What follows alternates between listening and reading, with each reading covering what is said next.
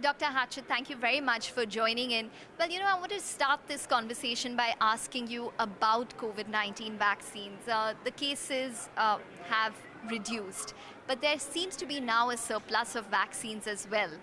What is the status across countries? Well, we are seeing that the supply challenges that we faced before have really been addressed.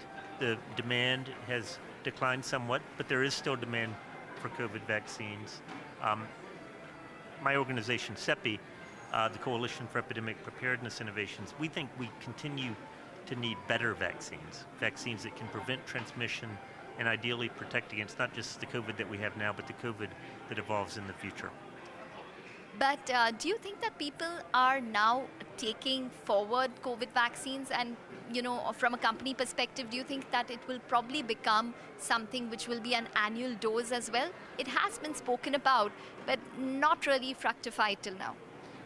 Well, commercial demand for COVID vaccines has declined from its peak, probably a year ago or so. So the drivers for vaccine development now, I think, is going to require continued public sector investment.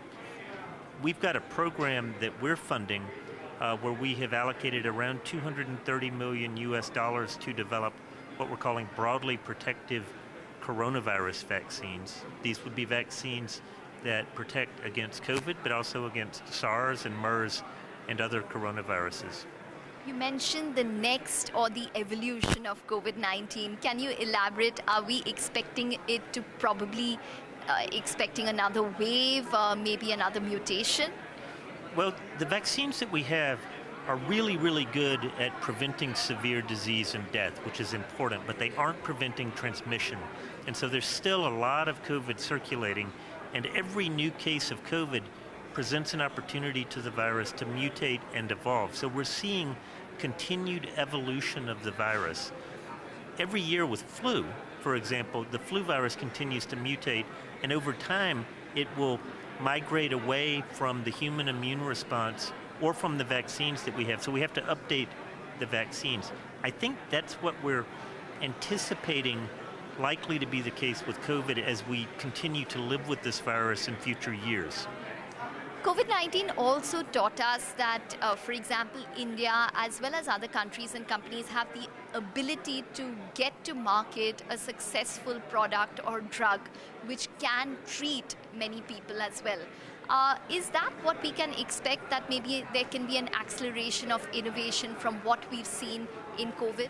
Well, I think the response to COVID, changed our understanding of how quickly we could develop vaccines. What we used to think would take about 10 years, we actually compressed to under a year. I would love to see the innovations that we evolved to respond to COVID being applied to the development of vaccines for other applications so that we can speed up the tempo of innovation.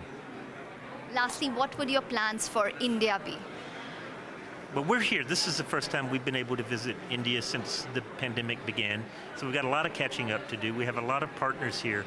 But it's also a wonderful time to visit India because of India's leadership of the G20.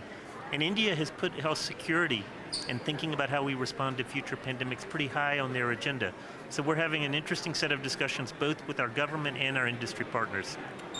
All right, Dr. Hatchett, thank you very much for joining in and speaking with CNBC-TV18.